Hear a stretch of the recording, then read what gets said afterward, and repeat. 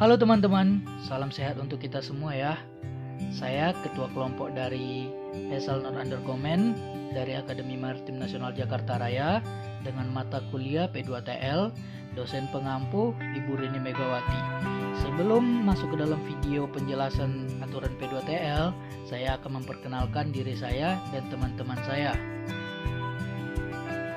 Dan ini diri saya sendiri, Doni M. Pasaribu dengan NRP 34193009. Dan ada Atala Zalfa dengan NRP 34193006. Dan selanjutnya Iqbal Firdaus dengan NRP 34193015. Dan rekan saya yang terakhir Rendra Oktaviansyah dengan NRP 34193019. Oke teman-teman, kita akan masuk ke dalam videonya. Semoga video ini bermanfaat untuk teman-teman semuanya. Selamat menyaksikan, check it out. Aturan 20, pemberlakuan mengenai penerangan dan sosok benda. Penerangan dapat dilihat saat matahari terbenam sampai dengan matahari terbit. Dan pada penglihatan terbatas, penerangan tersebut harus tetap ada. Berarti penerangan atau lampu-lampu di atas kapal itu terlihat pada malam hari. Walaupun pada penglihatan terbatas seperti kabut, hujan badai, penerangan tersebut harus tetap ada. Kemudian sosok benda dapat diperlihatkan pada matahari terbit sampai dengan matahari terbenam. Dan pada saat penglihatan terbatas pada siang hari, sosok benda tidak perlu diperlihatkan. Berarti sosok benda itu seperti bola-bola, bola ketupat, ataupun silinder dapat diperlihatkan pada siang hari. Dan waktu pada penglihatan terbatas, sosok benda itu tidak perlu diperlihatkan. Aturan 21. Definisi dari aturan 21, bagian A, penerangan tiang. Berarti penerangan putih yang ditempatkan di sumbu membujur kapal memperlihatkan cahaya tidak terputus-putus yang meliputi busur cakrawala 225 derajat dan dipasang sedemikian rupa sehingga memperlihatkan cahaya dari arah lurus ke depan sampai 22,5 derajat di belakang arah melintang di kedua sisi kapal. Bagian B, penerangan lambung. Berarti penerangan hijau lambung kanan dan penerangan merah di lambung kiri. Masing-masing memperlihatkan cahaya tidak terputus-putus yang meliputi busur cakrawala 112,5 derajat dan ditempatkan sedemikian rupa hingga memperlihatkan cahaya dari arah lurus ke depan sampai 22,5 derajat di belakang arah melintang di masing-masing sisinya. Bagian C, penerangan buritan.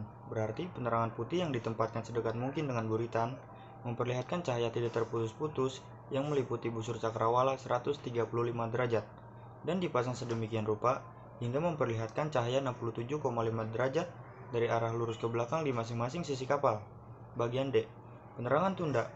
Berarti penerangan kuning yang mempunyai sifat-sifat khusus yang sama dengan penerangan buritan yang didefinisikan dalam paragraf C. Bagian E, penerangan kedip. Berarti penerangan yang berkedip-kedip dengan selang waktu teratur dengan frekuensi 120 kedipan atau lebih setiap menit. Bagian F, penerangan keliling. Berarti penerangan yang memperlihatkan cahaya tidak terputus-putus yang meliputi busur cakrawala 360 derajat.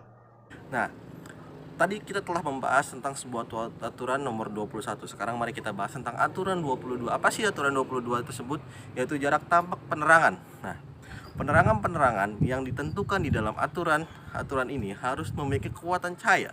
Sebagaimana kekuatan cahaya tersebut sesuai terperinci dalam lampiran nomor 8 seksi 8 seksi 8 lampiran nomor 1 dengan batas yang bisa di jarak-jarak maksimum. Nah, untuk kapal yang panjangnya lebih dari 50 meter sampai 50 meter lebih, yaitu penerangan tiang tingginya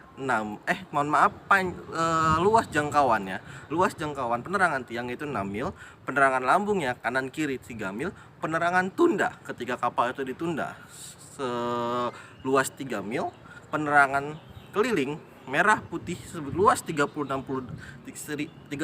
derajat jangkauannya itu sebanyak 3 mil.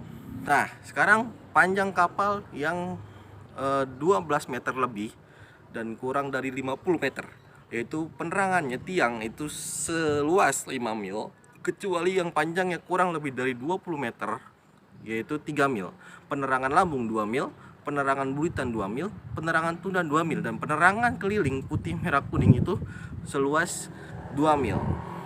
Nah, untuk sekarang kapal yang lebih pendek daripada 12 meter, yaitu kapal yang 12 meter kurang, yaitu kapal-kapal kayu atau kapal-kapal nelayan seperti itu kalau kapal-kapal yang berada di Sunda Kelapa. Nah, penerangan apa sih yang kapal yang disebut itu? Nah, penerangan tiangnya seluas 2 mil, penerangan lambungnya kanan kiri itu seluas 1 mil, penerangan buritan itu seluas 2 mil, dan penerangan tunda itu 2 mil, dan penerangan kelilingnya putih, merah, kuning atau hijau atau untuk lampu isyarat itu biasanya 2 mil kurang.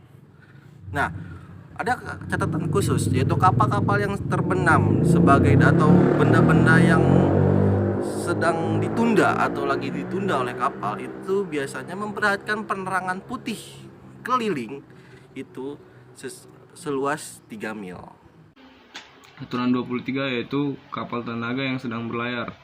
Setiap kapal tenaga yang sedang berlayar yang panjangnya lebih dari 50 meter wajib memperlihatkan penerangan tiang, yaitu 2 penerangan tiang di depan dan di belakang, dan penerangan tiang yang di belakang ini harus lebih tinggi daripada penerangan tiang yang di depan. Untuk kapal yang panjangnya kurang dari 50 meter tidak diwajibkan memperlihatkan penerangan ini, namun diperbolehkan untuk memperlihatkannya. Untuk kapal yang panjangnya kurang dari 12 meter, untuk mengganti penerangan di aturan ini, maka dia harus memperlihatkan penerangan putih keliling dan penerangan lambung.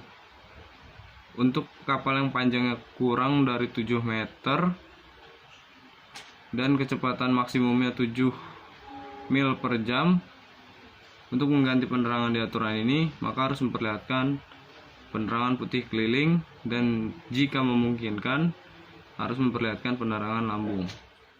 Oke teman-teman, sekian penyampaian materi dari kami dari kelompok Vessel Not Under Command mengucapkan mohon maaf jika ada kesalahan kata dalam video kami karena saat ini sedang dalam tahap pembelajaran.